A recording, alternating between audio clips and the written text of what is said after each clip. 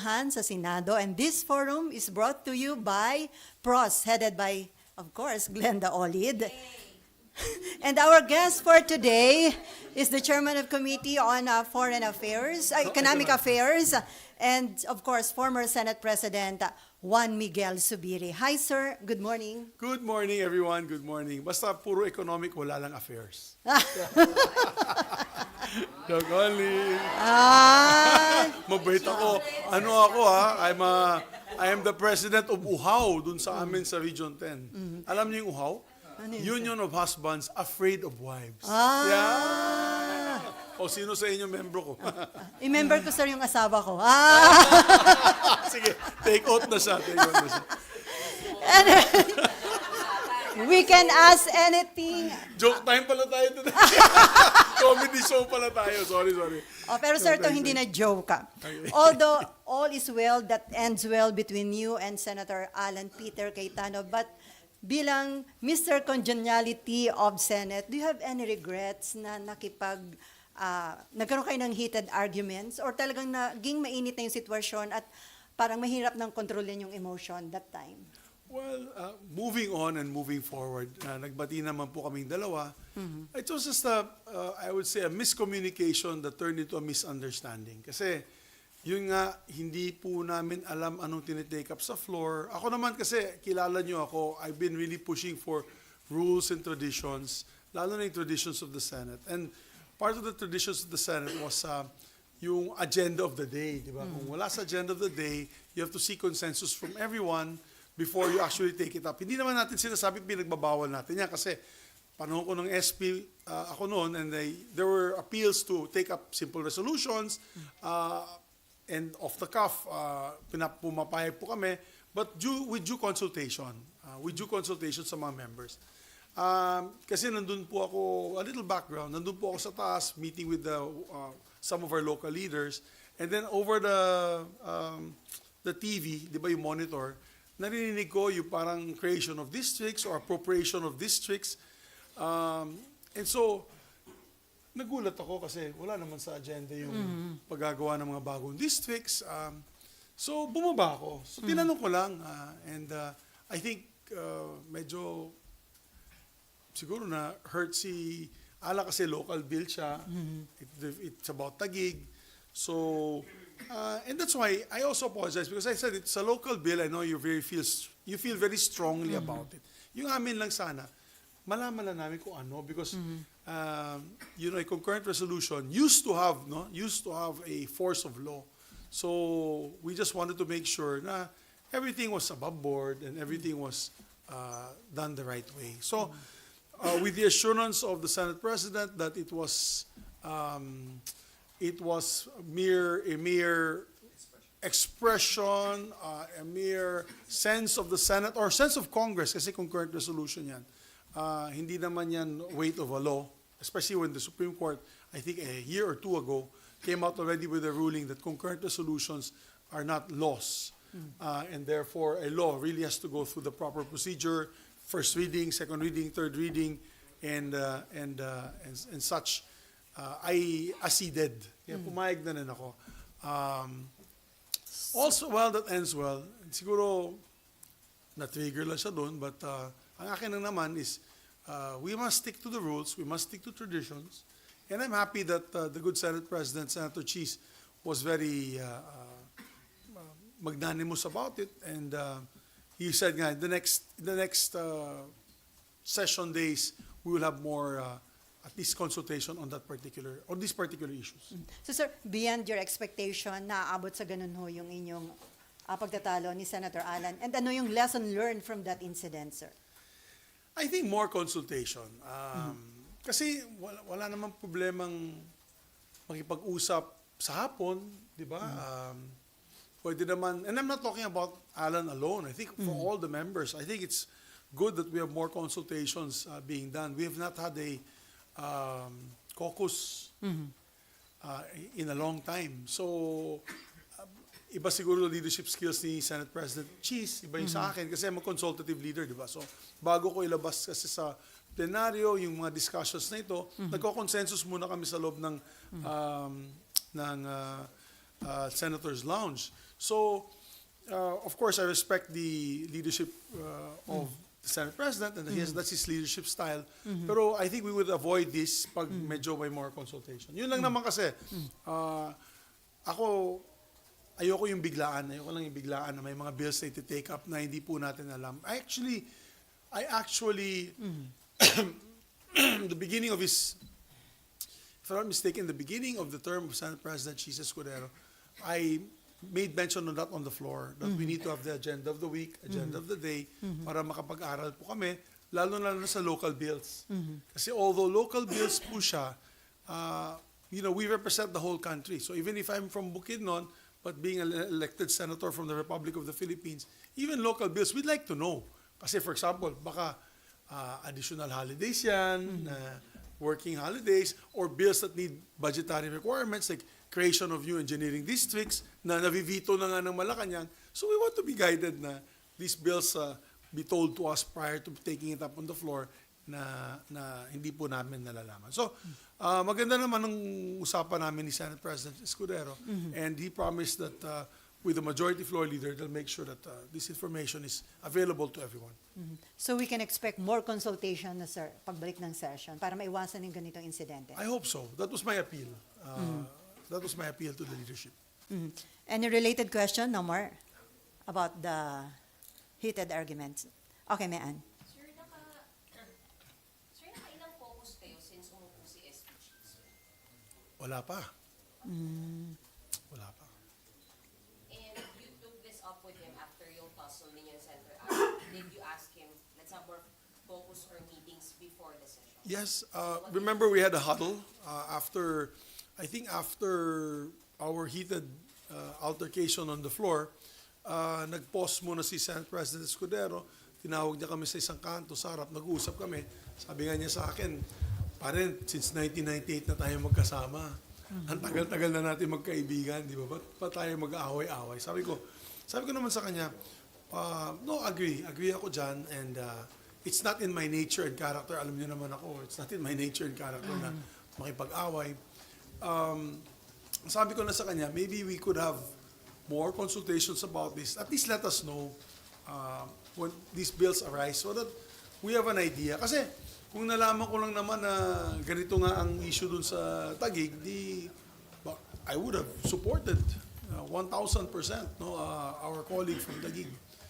Yun lang kasi, usapin kasi is technical. It was about creation of districts and creation of new, I think, positions for council, which, if you look at the nature of how it's done, it's by law. Constitutional yan eh. If you want to create a new district, it's by law. Even proportioning districts is by law. If you want to carve out, you want to add, by law din yan eh. Pero sabi nga niya na it's just a sense of the Congress. So, kasi wala nang time. Filing na po next week. So, okay naman. I acceded because, my heart is like that. My inherent character is to be that way. But, yun nga lang, sana may consultation lang. So, sabi nga ni Cheese na, he will make sure that it will be, or the members will be informed if things like this happen. And he agreed to more consultations and caucuses pagbalik po ng session, sir? May ganong promise ba? Nag-usap kami kahapon na mag-uusap kami. So, he said na when we get back, during the break, he wants to meet with me daw. Go one-on-one daw kami. Over what, sir? Yung meeting? These issues like more consultations, how we can improve, I guess, the camaraderie within the senators. Diba? So, yan ang pinag-usapan namin. So sir, aside dun sa consultation, iwasan din sana daw ba ito kung maagang na-file yung concurrent resolution ni Senator Allen? Kasi parang last minute eh. Kung kailan patapos na yung... Tama na siguro yung discussion na yan kasi magsasagutan pa kami ni Alan yan. I think we can move on from that. But definitely the moral of the story is with the leadership, not with Alan. We're okay with Alan. But with the leadership and the majority leadership is that there should be more, not just consultation, more information given prior to taking up things on the floor. So yun lamang, and I think we have that understanding that when bills and resolutions taken up on the floor, to give us leeway and time to study and discuss these measures. Huwag natin na madaliin. Sir, na-mention nyo regarding dun sa, meron nga additional? Sige, Mav. Yes. Hello. Yesterday lang po sabi po kasi ni Sen. Nancy na bakit kasi hindi na lang gumawa ng bill about the redistricting mismo? Kasi that's how it's supposed to go anyways. I think with due respect to Alan, in fairness to him, the decision came up maybe about a year ago. There has been kasi a moratorium with Congress. If you notice, wala po tayong naipapasa na bills on redistricting or new districts. Wala. Not a single one. Since the coming this 19th Congress. I think Speaker Martin Romualdez has put a temporary moratorium on tackling of bills. Kasi this is what I heard on the grapevine. You can confirm with him and the House. Is medyo marami-rami ang districts. So I think they put I would say a temporary moratorium, an undisclosed moratorium on filing of new districts. And I hope that in the 20th Congress they'll open it up. Because for example, sa amin sa Bukidnon, we have 4 districts but we have about almost 1.5 million vote. We have almost 1.5 million population na. So we can add 1 more district sa province of Bukidnon. And so I'm hoping that we can do that next Congress. So and many others kasi lumalaki yung population Yes, so natin. hindi may iwasan yung Hindi creation maiwasan ng another talaga. district. Correct. May darating din ng panahon, baka maging 400 yung congressman because of the constitutional requirement of 250,000, no? 250,000 population per district. Eh, lumalaki yung buong Pilipinas. So, I hope they lift that moratorium next Congress. At lahat ng proposed bill tungkol sa creation ng district nang gagaling sa House yun. Sa Yes. iba. That is treated like a local bill and thank you. It's treated like a local bill and definitely it has to emanate from Congress. Kaya nga yung amin, pag mag-file kami ng, let's say, creation of a new district, nasa Committee on Rules referral yan. It will be referred to the Committee on Rules. All local bills will be referred muna to Committee on Rules unless it's already approved in the House and transmitted to the Senate. That is the only time that we can transmit that to the committee in charge. Yes. So that's the reason why maybe si Alan medyo he asked COMELEC to figure out something, no? To figure out a formula para hindi naman ma-displace yung mga taga-Embo. So hindi madi-disenfranchise yung mga taga-Embo, sir? Well, that was his appeal sa resolution niya. So whether the It's up to COMELEC will, COMELEC? yes. But if you ask, yeah, it's up to COMELEC to make that decision. Sir, you said yung issue regarding change of Senate leadership is normal every session break. Does it mean meron po laging nag-a-attempt or meron lang talagang nagpapakalat ng chismis? Alam mo, nung panahon pa nung majority leader po ako Senator Enrile pa. Nung panahon pa ni Senator Enrile, when I was majority leader, I think it was the 14th Congress, if I'm not mistaken. 14th Congress.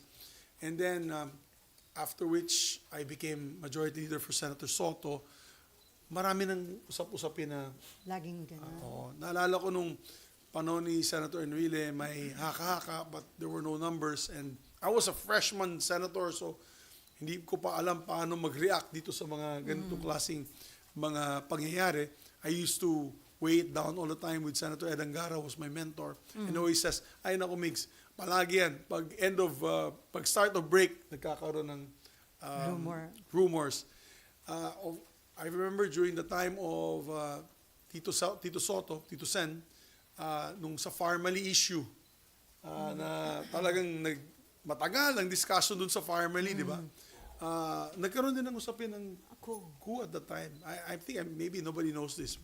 Against former Senate President Tito Soto? Yes, I think Kasi na-involve na dun. I just opened it.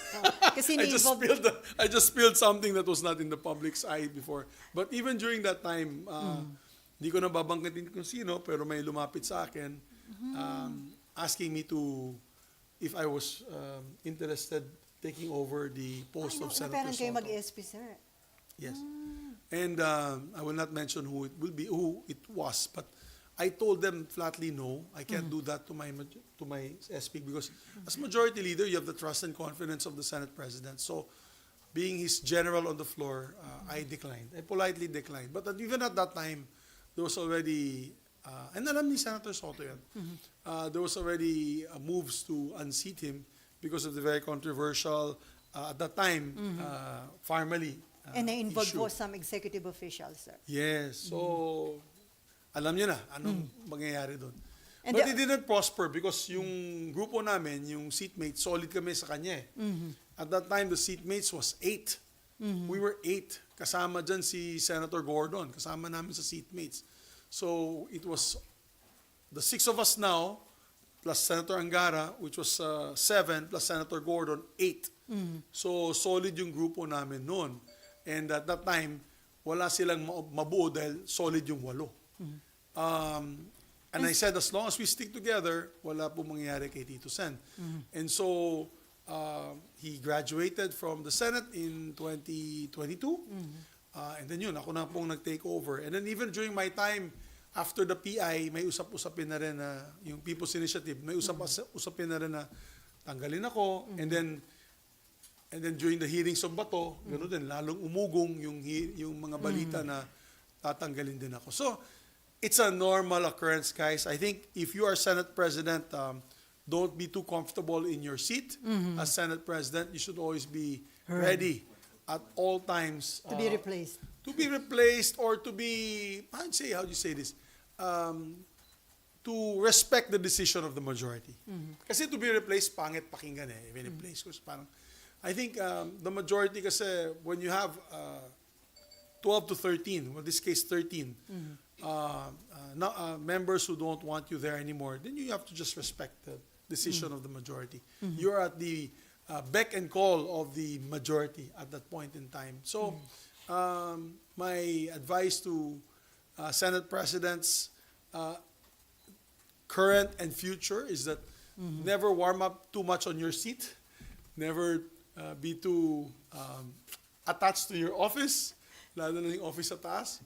Kaya na yun, wala pa akong opisina, napagawa pa ako ng opisina. Naging squatter po ako sa sarili nating tahanan. So, when I was majority floor leader, if you noticed, I never moved to the 6th floor. Nung majority floor leader po ako, I stayed in my room sa 5th floor. Kasi alam ko at anytime pwede ka na matanggal, diyan ka na sa opisina mo sa 5th floor. So, sir, yung advice niyo na yun sa sinumang Senate President ay based sa inyong naging experience. Yes.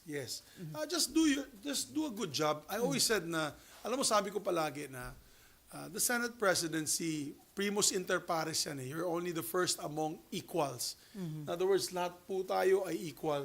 Ano ka lang, nangunguna ka lang, pinili ka lang bilang Senate president. But as fast as they give it to you, it's also that fast they can take it away from you. What is important is your steadfast conviction on how to help the Filipino people at that particular short period of time. Paano natin matutulungan ng taong bayan, yung mga adikain natin, yung mga advocacies ng Senado. And of course, they have to protect also the image of the institution. Yun nga, Napakahalaga yan.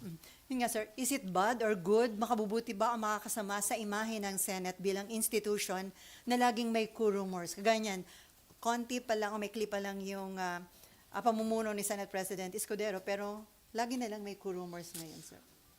Ano yan, sabi ko nga, katulad sinabi ko kanina, it's an occurrence every break time. Pero as far as I'm concerned, wala naman ako nakikitang papel, wala naman nakapirma. So, Walang the Senate kumakausap. President, tapos walang kumakausap sa akin.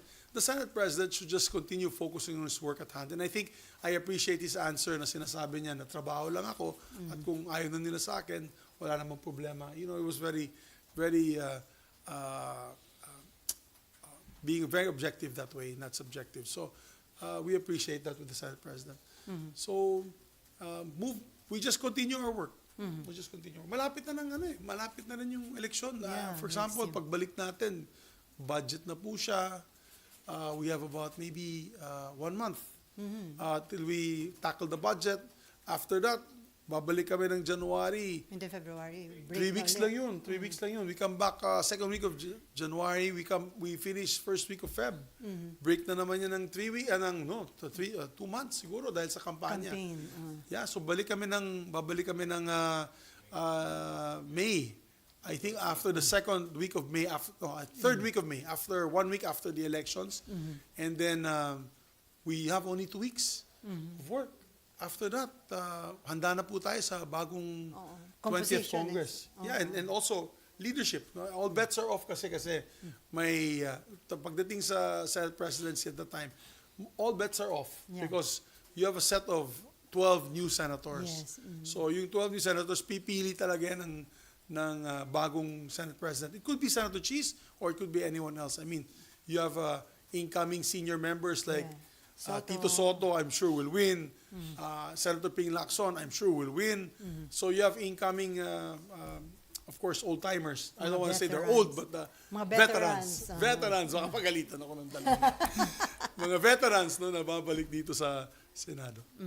So, may follow-up question. Sir, isa lang, may usapan kayo sa seatmates group na ganon na should there be any talks of a coup, you will not support it? Because anyway, mag-election na rin naman a few months from now. May ganon ba? Wala naman kaming usapan ng ganyan, pero ang usapan namin is all for one, one for all. So, we stick together. The 6 of us. We'll continue to stick together. And your group is satisfied naman? Nakakalata nga di ba, yung pag-accept ng Legion de Honor ni Senator Lauren, lahat na nagbigay ng speeches, seatmates. Tapos kahapon, seatmates din lahat Yung sa JIL. Ay, JIL. Seatmates din. Siyempre tumayo at nagbigay po ng suporta. So all for one, one for all po kami. Meron pa, Mean? Thanks.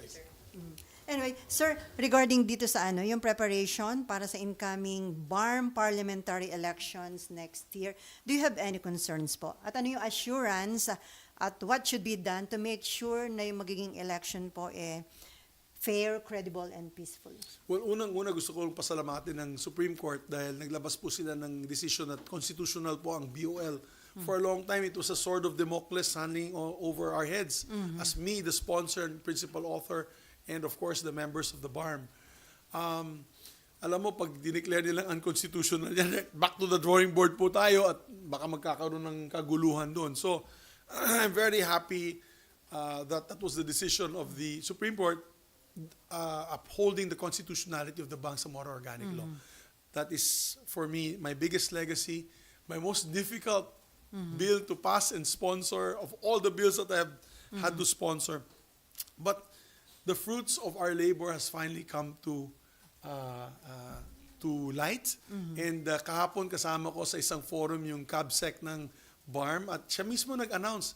Ang sabi po niya na from being the poorest in terms of poverty incidences, poorest region of the country, they're no longer the poorest.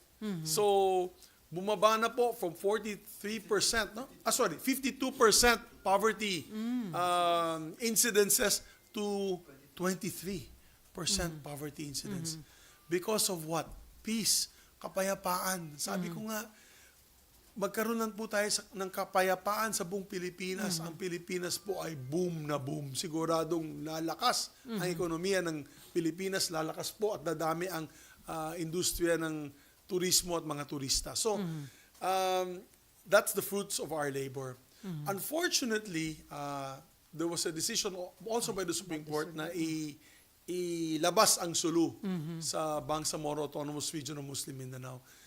Initially, kung naalala ninyo, sa mga veterans dito, hindi old-timers, alam siguro ni Ate Sally dito nung pinag-usapan namin yung BOL, remember that there was a very controversial move on the floor na maglagay ng opt-out provision. Si Senator Recto nag-propose. That was the request of some political leaders of the area na pag sinabing no sa probinsya nila, dapat mailabas sa Barm. Pero ang punto kasi ng mga ideologues noon, lalo na sa peace process, pag ginawa mo po yun, then ma-disenfranchise sila. And mawawala yung parang just and lasting formula, which is really being part of an autonomous region where they have autonomy when it comes to promoting their religion, their culture, etc., etc. And you have to remember that Sulu was the hotbed of insurgency in the 70s and 80s. Diyan nagsimula ang MNLF, which was before MILF. It predates MILF. Yung MILF kasi Maguindanao provinces yun. That's mainland provinces. MILF was Lanao and Maguindanao. Yung MNLF talaga was in the island provinces. Kaya na yun ako worried na hindi na po sila nakasama sa Barm. Sana ma-monitor po ng national government yan na hindi naman po magkaroon ng problema doon. Na baka magkaroon ulit ng instigation for whatever it is, extremism. So, when it comes to the elections, tuloy election nila. Kasi hindi na natin ma-postpone yan. Remember that when we extended the BTA, the Bangsamoro Transition Authority, one extension lang yun. And under the law, it said there they must now be elected together, synchronized with the national and local elections. Nandun sa batas yan. The only way we can extend the election in Barm is if we approve another law that will extend them. Pero at this point in time, hindi na po pwedeng mangyari yun. So, magkakaroon ng election. Ang only problem is, disenfranchise po yung 7 seats, yung 7 parliamentary seats ng Sulu. Because under the election code of the Barm Parliament, 7 allocations yung Sulu. 7. Right now, under the BTA, they have 13 representatives from Sulu. So, ang payo ko sa kanila kahapon sa isang forum, at ang payo ko po sa kanila ngayon, kung nakikinig po ang parliament ng Barm, is to immediately amend, if possible, make a quick amendment on their election code. Because they passed an election code. Nakalagay dun kasi sa election code yung creation of districts for the representation in the Barm Parliament. That is not a creation of the BOL. The BOL granted the Barm Parliament to do that. So let me be clear. Dun sa BOL, Bangsamoro Organic Law, nilagay po namin dyan, ang Bangsamoro Parliament ang magde-decide sa redistricting ng kanilang mga lugar.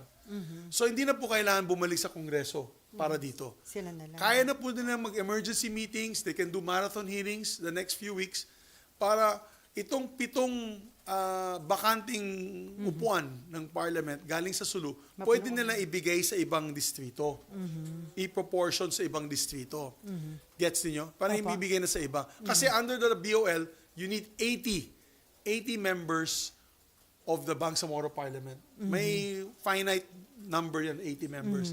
So, para hindi maging 73 ang Parliament, which kulang ang representation, sayang naman yung nakalagay sa BOL, pwede nilang ibigay yan. Let's say, more representatives from the IP sector, women's sector, or they can give 1 each per province, like 1 more to Lanao del Sur, Maguindanao. So, pwede nilang proportionate pagbigay po niyan.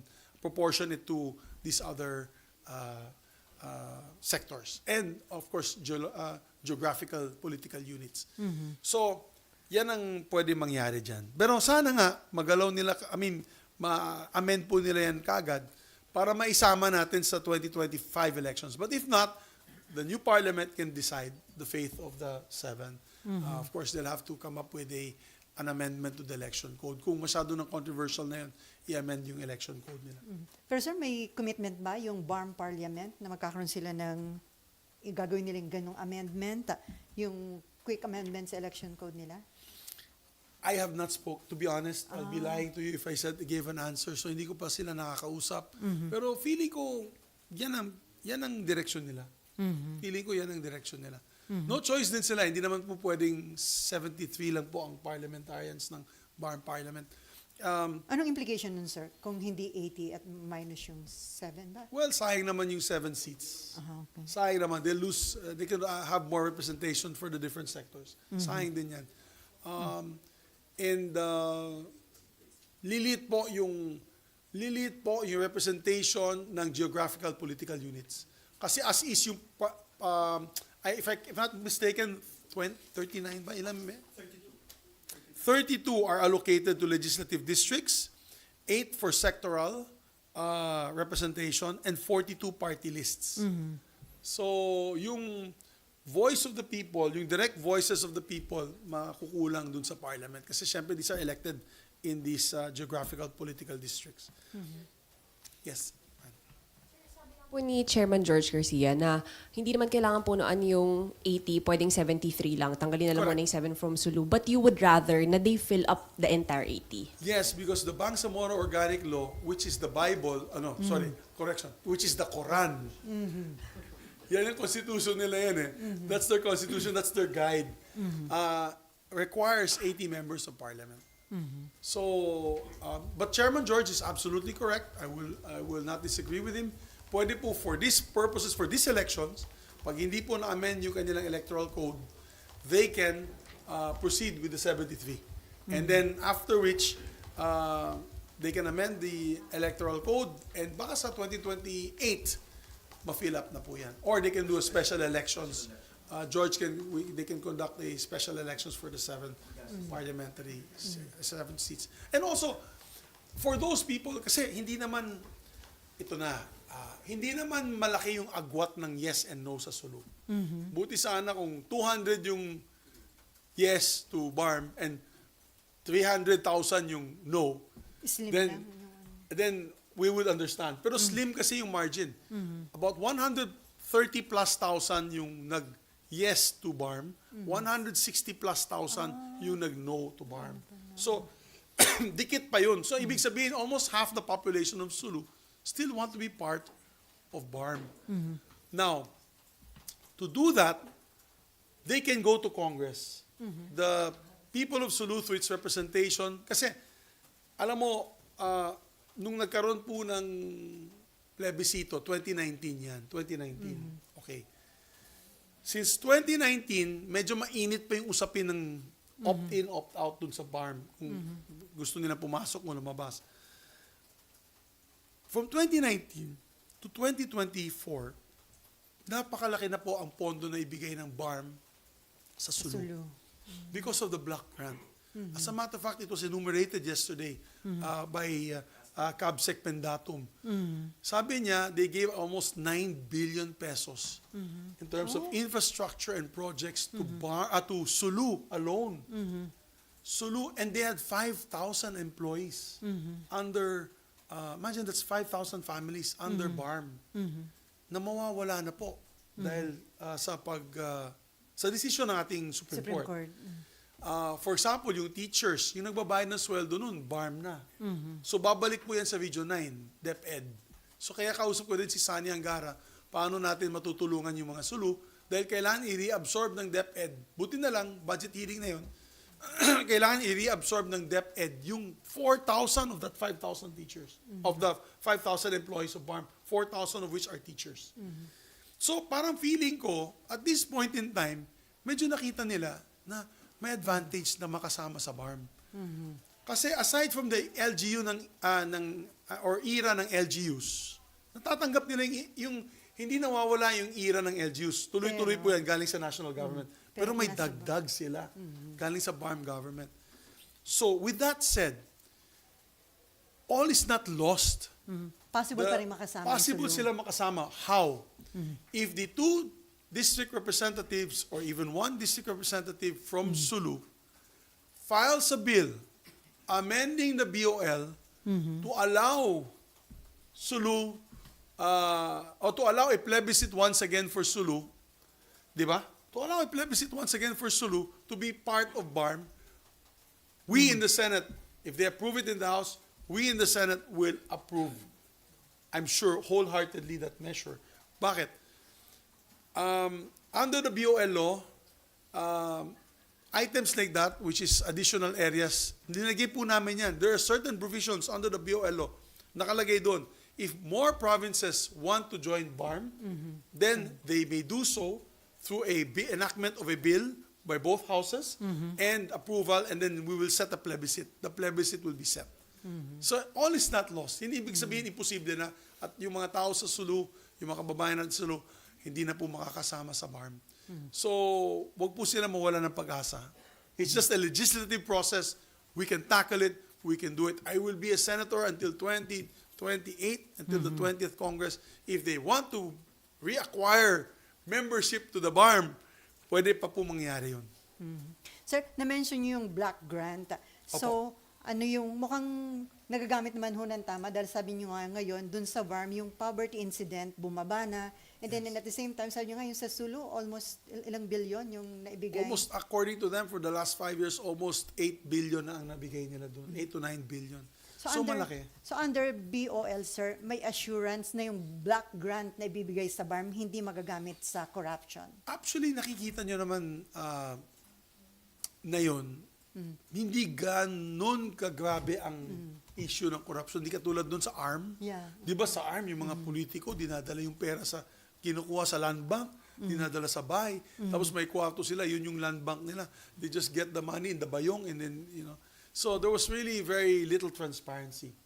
And in fairness to the Bangsamoro Transition Authority and the Chief Minister and the Bangsamoro government, yung criticism sa kanila, and if you can recall, the criticism was, ang bagal-bagal nilang gumalaw sa mga projects. Doon sa first 2 years. Kaya nga in-extend natin sila dahil sa pandemic, pero yung first 2 to 3 years, bagal-bagal daw nila.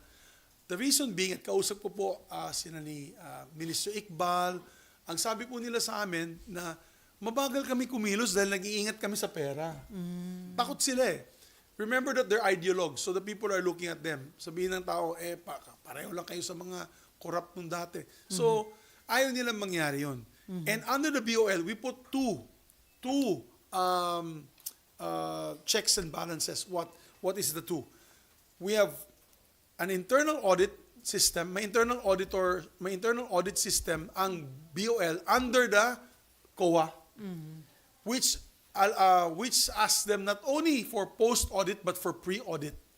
In other words, kung may programa kayo sa isang lugar, i-present nyo muna dun sa internal audit system nila before it's actually approved into actual implementation. And then after that, may post-audit po tayo sa ating COA. Hindi po tayo pumayag na ang COA nila ang mananatili. Ang sabi namin, no, kasi yung block grant na yan ay galing sa ating lahat dito sa kwartong ito. Sa lahat ng withholding taxes ninyo, ang sweldo ninyo, lahat ng buwis na binabayaran natin. That's the block grant comes from the 5% income of government, which comes from all of us. So we had the right. Sabi ko nga, hindi ako pumayag as author of BOL. Hindi ako papayag na wala pong say ang COA national dito. So, yun yung mga checks and balances.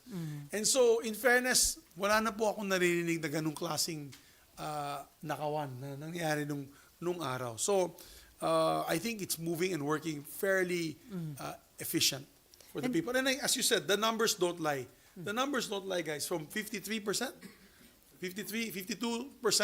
to now 23%. Ang laking drop ng poverty incidences. And I see more investments coming in. I believe there's about 4 to 5 billion of new investments coming in now. Outside investments coming into BARM. There are many countries like Malaysia, Indonesia that want to do halal tourism dun sa BARM. Ano yung halal tourism? Yung paggagawa ng mga, for example, poultry farms, yung sheep farms, goat farms na halal, na kasi mahal ng lupa sa Malaysia, mahal ng lupa dun sa Indonesia, dun nila tatayo yung mga farms at dadalhin po yung mga produkto dun sa kanila mga bansa, and vice versa also for tourism for the BARM area with our neighbors, our Muslim neighbors like from Brunei, Indonesia, and Malaysia. Sir, kasi may concern ka na what should be done para ma-prevent yung pinangangambahan nyo na extremism dyan sa Sulu? Kasi hotbed sabi nyo nga. I think immediately kailangan gumalaw ang gobyerno na hindi ma-displace yung 5,000 workers ng BARM. Alam mo yung 5,000 workers, 5,000 families yun. Kung 5 times that, that's 25,000 people na nawalan po ng sweldo. This month, September was their last check from the BARM government because of the decision of the Supreme Court. So, national government has to step in immediately. As a matter of fact, sa plenary debates dito, tatanungin ko sa mga department na yan, lalo na sa DepEd, sa DA, DSWD. yung mga ayuda programs nila, kailangan mag-set up shop muli sila dun sa Sulu. Kasi, and take over nila yung mga na-displaced na mga workers in these different agencies of Barm. Kasi Barm may ministry eh. May Ministry of Social Welfare and Development. Yan yung kanilang DSWD. So nung nawala po yung Barm, nawala din po trabaho yung mga Ministry of Social Welfare and Development. Sana ma-absorb ng DSWD yun. Yung teachers, 4,000. Ang nagsisweldo nun, Barm. Ngayon, national government. Sir, ito naman, yung Department of Budget and Management has released 1 billion pesos to compensate victims of Marawi siege bilang taga Mindanao. Magandang development ba ito o maliit lang yung 1 billion? Maliit lang 1 billion, my dear. I think ang dami pong ilang tens of thousands ang na-displaced nung Marawi incidents. I would have wanted to see double the number, double or triple the number. But we're thanking DBM Secretary Mina Pangandaman because she's from Marawi. She's from Lanao. Maranao po siya. She's from Lanao del Sur for at least giving the initial fund of 1 billion. But hopefully, in the next coming years, ay parang MICA multi-year release ng multi-year allocation at madadagdagan pa sana yung pondong iyan para magkaroon po ng just and lasting compensation for the Marawi siege victims. So, konti lang makikinabang dun, sir, sa 1 billion. Mag-compute tayo at how many families were displaced and homes lost, sa tingin ko medyo payat pa yan. Pero, pasalamat pa rin kami kay Secretary Mina na bilang isang Maranao at taga dyan, ay nag-release po sila. Last year, it was even smaller. I think the previous years, hundreds of millions na yan, a couple of 100 million. So at least now being 1 billion, it broke the billion mark. So I hope that next year it will be even more. Sir, I heard you have a book regarding Bangsamoro organic law. What is this? Siyempre, is this invited book all kayo about? niyan. We wrote a book together with my team. Ito po yung talagang hirap na dinaanan namin sa pagpasa po ng Bangsamoro Organic Law. It was, the law itself took 1 year with all these consultations from the different provinces. And historical tong mga consultations. Why? Because it's the first time na 8, 9, 10 na senador ang nandun. Usually, an out-of-town hearings would be only 1 or 2. Pero ito talagang 10, I think in Zamboanga we were 10 senators at that particular point in time. So it goes to show how important we felt the peace process was for Mindanao. And pati yung mga uniqueness ng aming hearings. For example, yung bicameral conference committee namin at that time my counterpart, I was majority leader, I was newly elected majority leader. Si Rudy Fariñas, si Congressman Rudy Fariñas was the majority leader at the time. A very well-learned, bar top-notcher na legal luminary. Alam mo, ginawa namin para hindi tayo mahirapan ay kasi ang daming contentious issues. Nag-breakout groups kami. I remember what hotel was that sa Ortigas? Hindi, Crown. It was a Crown Plaza. And then, nagka-breakout groups. So, I remember appointing Senator Sani Angara, Senator, could you just answer? Senator Stan is calling me. Senator Sani Angara, Senator Frank Drilon, and Senator Coco Pimentel. Bipartisan talaga yung move. They headed the panel on the legal issues, on the constitutionality of the Barm law. So parang ang nangyari is, sila po ang nag-discuss nitong creation of the Bangsamoro Bangsamoro High Court, the creation of the Sharia courts, the creation of, for example, the preamble and of course the guiding principles of Barm. And then we appointed Senators Lauren Legarda, Senator Risa Hontiveros, Senator Nancy Binay to head the women and children's issues on family, yung family issues of the Bangsamoro Organic Law. So nagkaroon ng breakout groups, tapos may representative congressman din doon. After that, we met late hour of the night with the approved already by different subcommittees. And then nag-meeting po kami, we passed it, we approved it we moved back to the Senate. And remember that historic, na front page pa nga ng Inquirer yun yung historic picture na nag-iyakan lahat. When we have final approval of the Bangsamoro bicameral conference committee report for ratification na kasi yun. Nag-iyakan sila dito. Pati ako umiyak. I have that picture in my office na umiiyak po kami nung pinasa po namin yan. And so we encapsulated that in a book. And it's a photo book. So baka nandun kayo kasi nandyan. Marami. Kasi mga daming pictures dun May mga media din yun. Habang nag-i-interview po kayo ng mga politiko, nandyan din kayo. Gaganda ng pictures and basically narration of how we filed it. It started with Marawi siege. We filed it. Tapos naging journey po siya all the way down to, even up to the plebiscite nung nanalo na po. Bangsamoro Organic. When is the launching of that book, sir? Fingers crossed, December. So, mambublow out po ako sa inyo December. Let's have dinner together with guests, and hopefully we can launch it by December na po. The title of the book is Road to Peace. So, sir, because of the Barm, kasi napansin nga namin, wala na yung mga issue ng kidnapping, wala na, di ba? Wala na masyado. Because of the Barm. Imagine, nagkakaroon ng turista na sa Tawi-Tawi. Because of the Barm, because you're getting combatants and making them part of government. Yung mga combatant dati ay ngayon kawani ng gobyerno. So parang sila na mismo nagsasabi na huwag tayong magkagulo dito dahil mapapahiya tayo sa taong bayan at sa buong Pilipinas. They take it upon themselves. No? May stake na sila. They're now part of the solution, not part of the problem. Kaya yung dating siguro yung dating mga armed elements ay ngayon sila na po ay member ng PNP, member ng AFP, sila ay member ng Barm government, nasa BGMP na po sila. So, napakaganda ng kalalabasan. If you notice, we have not had, and knock on wood, I don't want to jinx it, but we have not had any major incidents since the passage of the Barm law. Except siguro yung Marawi bombing, yung nasa MSU. Pero yung talagang extremist militant yun na galing pa sa abroad yata yung training nun at yung kasama dun sa pagsabog nun. But that was the only time, yung sa simbahan sa MSU.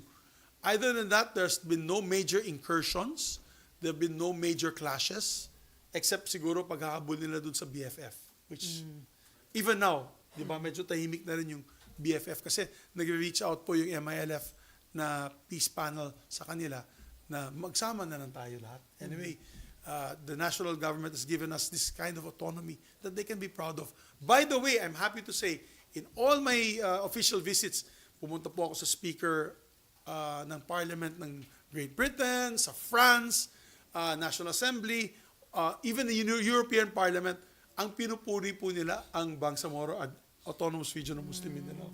It has become a case, a successful case study for many countries who have this type of extremism, na separatist movement. Talagang unang-unang agenda, pasalamat sila na tinuloy po natin. Pasalamat sila sa akin, nag-author po tayo, nag-sponsor. And that it's now being a case study for many other places for them to be able to succeed in the peace process. So, you're hoping eventually magiging tourist destination na po itong mga probinsya under Barm? Alam mo, Ate Sally, we've been to a lot of places in the country for election purposes. Alam nyo, ang pinakamagandang beach area ang Barm. Ang mga beach sa Tawi-Tawi, pati sa Sulu, pink yung sand. Pink. Hindi white. Pink. Hindi white, medyo light pink. Mauve. Na sand. Kasi may mga shells, I think there's shells there that are pinkish na shells na nagiging fine powder pink.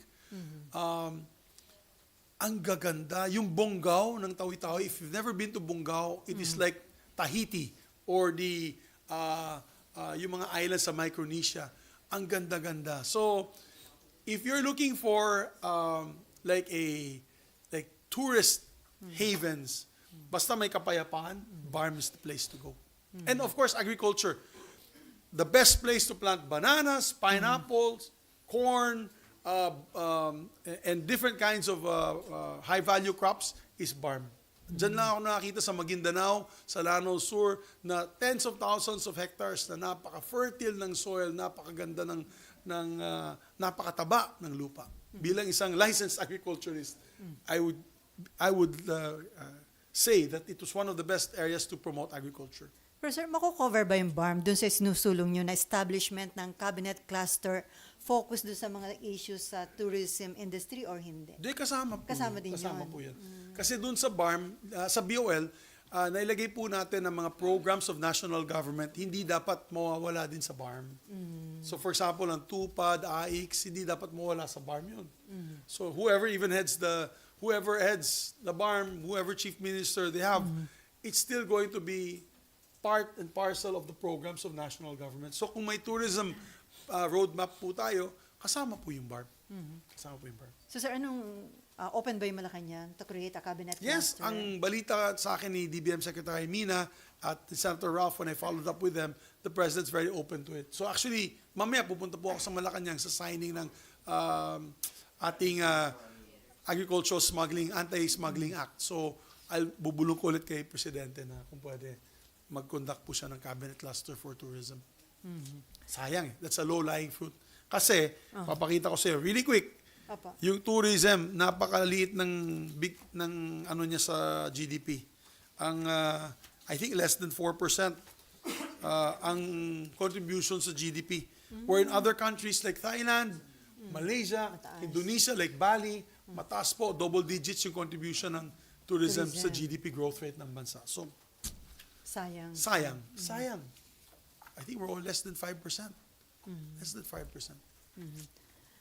Okay, other issue? Ano nga po?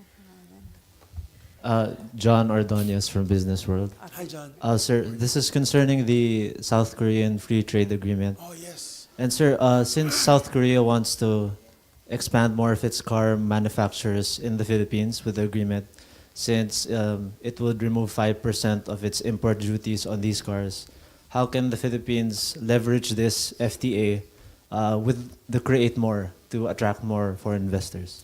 Well, the free trade agreement which we ratified this week, na-ratify na po yan. We had unanimous consent for this. Will pave the way for more trade between Korea and the Philippines. Parang JPEPA po yan. Magiging mas mura yung mga Korean goods, but at the same time, magiging mas accessible yung agricultural products natin dun sa Korea. That was one of the first items on the agenda in the discussions of the trade talks with Korea, na makakapasok yung mga pinya, bananas, mangoes, agricultural products also directly into Korea with less tariffs and less protectionist measures of the Korean government. So, malaga po yan. And of course, we can now do more trade in terms of manufacturing of furniture, yung mga uniquely Filipino, mga tatak Filipino products dun sa Korea. It will also now open the way, or pave the way for Korean companies to come into the Philippines to set up shop. Easier for the Korean businessmen also to get business visas under this trade agreement. So it will mean more jobs. Talagang walang talo ang free trade agreement natin sa Korea. Ang tinutulak na lang natin na yun ang European Union. So EU trade agreement, free trade agreement, and many others. No? We're trying to also get a preferential trade agreement with the United States. Na as of now, wala pa.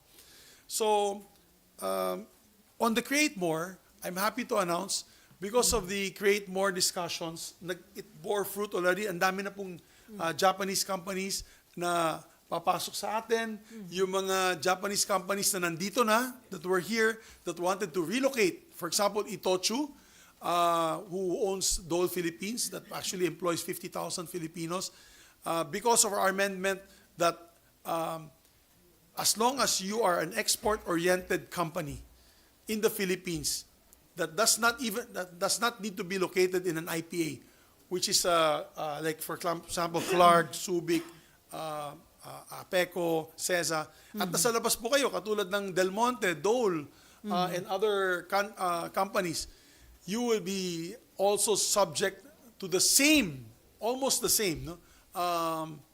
Rules and regulations and benefits and I'm looking for the word, mga incentives that are given to the ones located in the IPAs. So, because of that, hindi na alis ang Itochu. We had a lunch, binuot nila ako sa Japanese lunch last week. Tuwang-tuwa po sila. And they said that they are so happy that they want to expand. So, kaya nakikiusap siya sa akin sa Bukidnon, kung pwede pa rin daw sila mag-expand. Tatayo daw sila ng planta. It's a box, box plant, yung boxing, yung crate plant. Paggawa po ng mga crates and boxes nila. Which before, dahil nga walang amendment sa crate law, problematic sila dahil charge sila ng VAT for the packaging. But because of this new crate law, now they can produce the packaging here instead of importing it. Imagine, it makes no sense. Dahil sa dating regime, before the crate law was passed, the new crate more, for example, exporter ka, my dear, nag-export ka ng glasses. Yung nalagyan ng glasses niyan, local. Local. China-charge local packaging. Icha-charge ng BIR yung local packaging. Nai-export mo na naman. So, hindi naman yan local consumption. Ang sabi ng BIR, di mag-apply ka ng VAT refund. Yung BIR naman, di naman namimigay ng refund yun. Kasi mawawala yung collection nila. Ang ginagawa nila, eventually, sinasabihan nila yung mga exporters, take us to court. So, yung Itochu, for example, Dole Philippines, they have 5 billion pesos spending on the CTA, Court of Tax Appeals. Kaya parang, imagine, they lost 5 billion in revenue. So, talagang nainip sila. Gusto na nilang umalis. So, under this new law, yung manufacturer ng cover ng iyong eyeglasses ay now VAT-free. Basta i-export mo yan. No need of refund. So, nabuhay muli yung export industries dito sa ating bansa with the Create More provisions. And I'm very happy and proud of our contribution. And also, remember that I was the one who was pushing for this as SP. I gave a speech on the podium na yung mga Japanese exporters are complaining. When we went to Japan to meet Prime Minister Kishida, yan dan ng bungkang bibig niya na may problema yung mga Japanese exporters dito sa Pilipinas at natatakot siya ay umalis sila. And when he came here in his speech, he also mentioned that he was very appreciative of the fact that we are trying to solve that problem with the Create More bill. So I'm very proud and honored to have been part of that journey, and I'm proud of also of our sponsor, Senator Sherwin Gatchalian, who's a member of our group. So, John. Yes, sir. Okay. Follow-up question. Sir, the Senate recently passed the VAT refund for tourists bill as well. And Senator Coco opposed this measure. So what do you think the government should do to attract more tourists after this passage? Actually, I'm very much in favor of that. Kasi lahat ng umiikot sa buong mundo, mga katulad nyo, magbabakasyon po kayo sa Japan. I'm sure marami kayo magbabakasyon ng Japan or nakabakasyon sa Japan.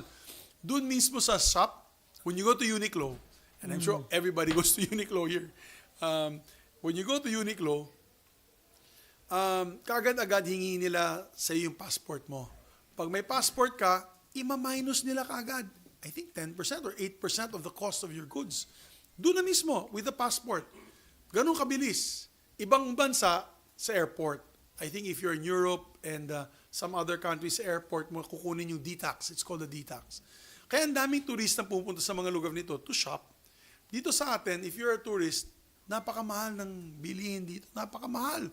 Why will you shop here? You cannot do shopping tourism or what you call, ano ba yung tourism na yan? Yung commercial tourism to go to a place and start shopping. So, I'm in favor of that. My only question lang to Senator Win Gatchalian, yung ating chairman ng Committee on Ways and Means, yung hindi po siya, yung sa implementation, na hindi po siya maaabuso. Di ba? Kasi baka mangyari, bibili ka ng goods, And then, bibili ka ng bag, at sasabihin mo sa tindera kung kaibigan mo yung may-ari, sasabihin mo na, tanggalin mo na lang yung VAT niyan, bigyan mo na ako ng VAT discount, ilabas mo na lang na parang foreigner ako. Ganoon, di ba? Ang dating. But I was assured by Senator Gatchalian that they put enough safeguards kasi hindi pwede daw, unlike Japan, it cannot be from point of origin where you buy. It will have to be in the airport. So, ang labanan doon is sa airport, lalo na sa customs. Kasi maglalagay sila ng D-tax ng Department of Finance. Magkakaroon sila ng D-tax office. You have to prove that you're not a resident. You're a non-resident Filipino. Even if you're Filipino, you're dual citizen, you live abroad, you live, let's say, in US or Europe, pwede ka mag-avail ng detox. But you have to prove that you're a non-resident. Siya na ang mahalaga dyan. So, I think that's one of the safeguards. Kasi kung magkaroon po ng corruption yun, doon na sa airport na mangyayari yun. Port of exit. Or the port of exit. So, but I think that will boost a lot in terms of tourism. Kasi makikita na nila na, wow, pwede pala mag-detox dito sa Pilipinas. Maraming turista ang darating dito. As long as we are competitive with our goods. Kasi yan ang sinabi, kausap ko yung mga watch sellers, yung sa Ivan Yao ng Lucerne, sabi nga niya, walang namimili ng relo sa amin dito. Lahat sila pumupunta sa Japan, sa Europe, kasi may detox mas mura. So, palugi sila. Talagang walang namimili ng goods dito. So with this law, pwedeng dito na sila Dito sila mag-shopping. Kasi sayang din yan. You have 5 million tourists that go to our tourism destinations or tourist destinations. That 5 million tourists can also shop. Diba? So, may tourism potential. Baka madagdagan yung turista natin. Sir, before NIMPA, ano na palang update dun sa proposed legislated wage hike for private sector? Ano nang chance daw noon na maging batas or Alam malabo? Oo nga, lumampas lang yung May 1, di ba yung sigaw ng mga manggagawa natin Opo. ay itaas ang sahod. Meron na po tayong approved Senate legislated wage hike. And I thank Senate President Jesus Cordero for supporting it. Naglabas din siya ng statement, I think in your forum, in other forums and fora, that he supports the 100 peso wage hike and it stays. He says it remains as a priority of the Senate. So, umapela kami sa House, di ba? I mean, they represent districts na may mga manggagawa, na mga daily wage earners. Sana itulak po nila ito. At if they want a higher legislative wage hike, so be it. We will support. If they want it a bit lower, okay lang. Basta ipasa nila. Para meron talagang welcome respite. May makahinga po ang ating mga manggagawa. So, at umapela ako sa taong bayan na kausapin ang kanilang mga kongresista. Di ba sa Amerika ganun? Pag may problema ka, take it up with your congressman. So, sa ating mga manggagawa, take it up with your congressman. Wala, tapos na kami dito sa Senate. You don't need to come here. You don't need to rally outside. Pinasa na po namin yung legislated wage hike sa amin dito sa Senado. Ang apela po namin, go to your congressman. Lapitan niyo po yung mga kongresista ninyo. Kausapin niyo po sila. Yugyugin mo po ang batasang pambansa na kung pwede ipasa din po nila ang kanilang version ng legislated wage hike. Para sa ganun, magkaroon po ng komportabling buhay. Yung mabubuhay na matiwasay ang ating mga manggagawa. They need a living wage and not the wages that they're receiving today. Okay, NIMPA. Other Sir. issue. Sir, currently meron pong US missile launcher dito. Dinala dito noong April, ginamit sa balikatan. And sabi ni AFP Chief of Staff Browner, gusto niya sana permanente na dito. And then si Defense Secretary Gilbert Teodoro, sabi, neither confirm nor deny if that missile launcher would be here indefinitely. Sir, sa inyo, anong tingin nyo dito bilang passionate din, advocacy rin nyo yung Yes. pagpapalakas ng defense posture Opo. natin. Kailangan ba natin yun? Practical and safe po ba na meron tayong ganyang missile launcher with China protesting at kailangan ho bang i-disclose kung nandito ba talaga yung missile launcher? Ako sa aking pananaw, personal na opinion, dapat talaga manatili siya dito habang hinaharas pa tayo sa West Philippine Sea. Habang lumalapit ang China sa mainland Philippines. Recent reports, they were about 25 nautical miles from the Philippines dun sa research vessel nila. Illegal po yan. Hindi po sila humingi ng permiso sa ating bansa or at least coordination sa ating officials ng ating bansa. That could have led to a misencounter. That could have led to a very dangerous situation and tense situation sa West Philippine Sea. Habang ganun ka-provocative ang China, then we welcome all the support. We welcome all the support. Kasi hindi natin kaya. Wala nga tayong coconut bomb. Pagkatapos nito, pupunta ako sa yung defense show sa World Trade. Titignan natin yung mga iba't ibang armamento na galing sa iba't ibang bansa at siguro maglalaway na naman ako para sa ating Philippine Army, Navy, and Air Force. At mahihinayan po tayo dyan sa mga makikita natin. So yes, I am in favor of keeping these medium-range defensive weapon systems. Remember, it's a defensive weapon system. It's not an offensive weapon system. Under the Constitution naman natin, pinagbabawal natin ang nuclear weapons. So definitely, dapat walang nuclear weapons sa ating bansa. That is a prohibition under the Constitution. Pero defensive, protective, dome-type systems, like the Iron Dome, please install them here. Please, let's start investing into that. Nakita po natin yung Iron Dome na nagpo-protect na yun sa Israel, di ba? Sa mga missiles from Hezbollah and Gaza, from the Hamas. So, nakakatulong po protektahan ang kanilang bansa. So, at this point in time, with due respect to our neighbors, China, as long as they do not stop the provocative nature, provocative actions that they're doing in the West Philippine Sea, I am in favor of retaining defensive missile systems in the Philippines as a deterrent for any future provocative action. Sir, dapat ba maging transparent din ng gobyerno natin? Sabihin kung nandito nga yung missile Pero launcher? actually, Nympha, last budget, di ba, kaya naging issue sa akin yung bukol-bukol dyan sa budget na yan. Naging issue sa akin dahil naglagay po tayo ng almost 12 billion sa AFP and Coast Guard. And part of the 12 billion was actually missile systems. Protected missile systems, anti-ship and anti-aircraft missile systems. So, naghahanda din po yung AFP, pero kulang pa rin. Kasi ang ginastos yata nila yung mga 4 billion.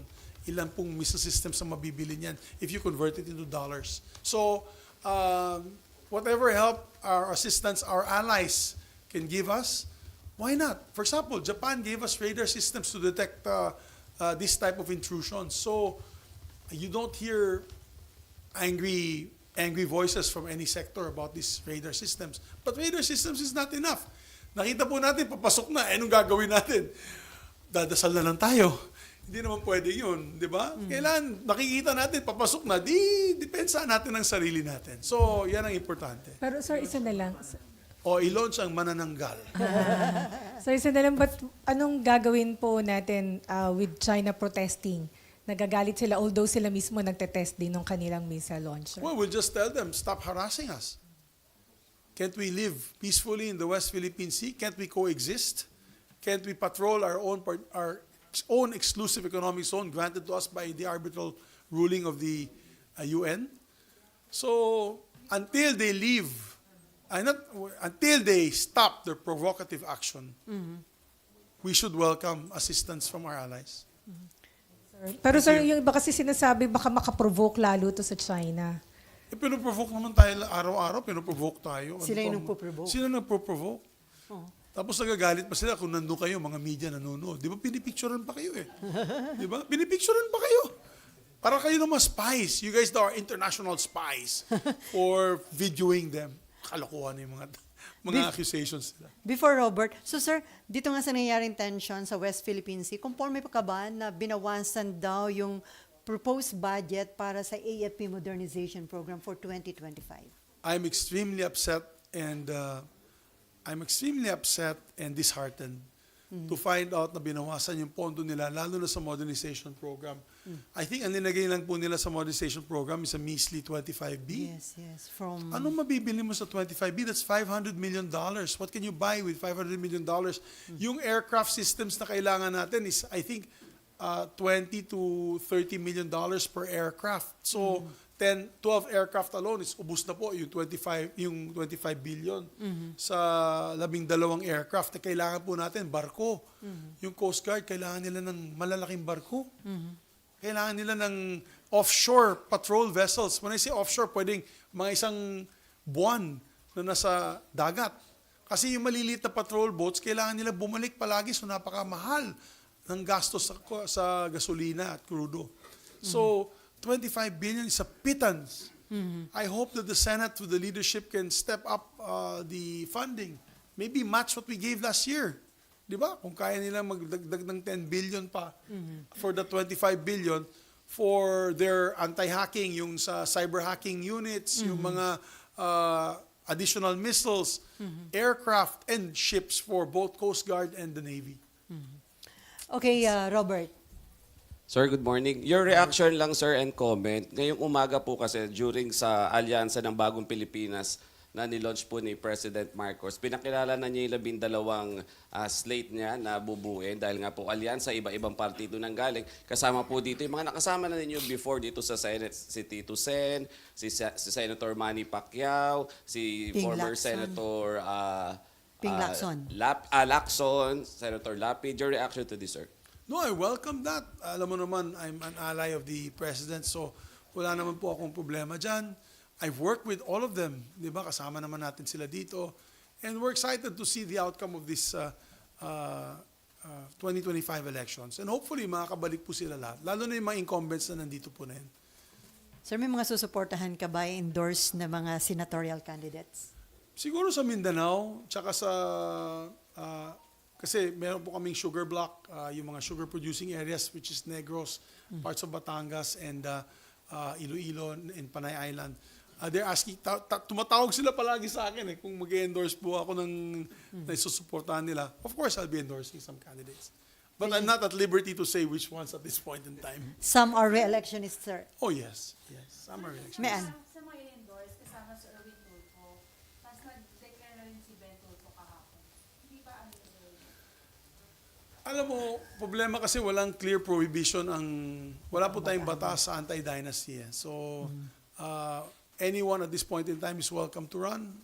It is not unconstitutional it's not unconstitutional because there's no law yet, so it's not illegal. But of course, eventually we should come up with an anti-dynasty measure kasi eventually it would be good to have this type of reforms in the system. But I have no problem with Erwin. I worked with him when I used to be in the morning show of ABS-CBN. Dati, sa Umagang Kay Ganda. Sama ko siya. So, matagal na kami kaibigan ni Erwin. And Ben, alam mo yung pamilya Tulfo, kaibigan ko sila kasi si Mon, yung Kuya Mon nila, kasama ko sa martial arts, sa Bakbakan.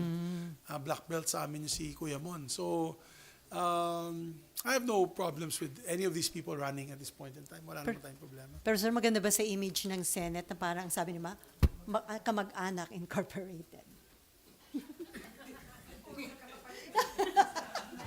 Mamano ako. No comment, ha? Papaaway pa ako dito. Okay, Mayan. Hello? Yes. Sir, usad ako sa budget kasi sir, pumasa na po kagabi sa House, pero ang laki ng budget cut dun sa OVP. Where does it stand here in the Senate? Ibabalik niyo ba yung na-cut or nabawas na budget sa OVP, sir? We'll wait. Who's handling the OVP budget? Is it Senator Poe. Senator Poe? We'll wait for the decision of Senator Poe on what her plan of action will be. So we have several colleagues that already said that they want to increase the budget allocation. I think it's Senator Joel Villanueva and Senator Jingo Estrada.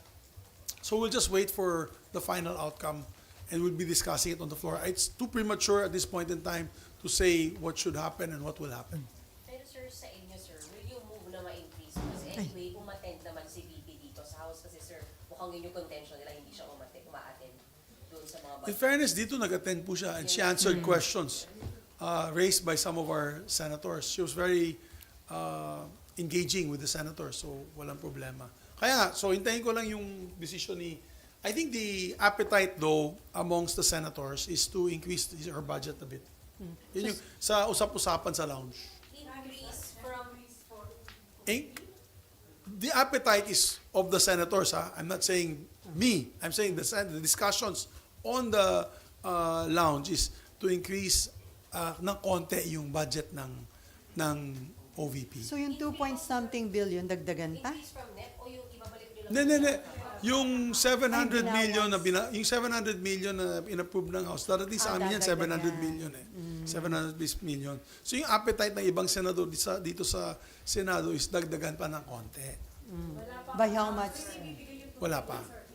Ay, hindi ko masabi yun. Yan ang usap-usapin lang ng nandun. Hindi ko nakausap. And the best person to ask there is the chairperson of her, or the chairperson of the Finance Committee, which is Senator Grace po. So sir, ang mangyayari niyan, pagdating sa BICAM na lang, aayusin kung magkaiba yung...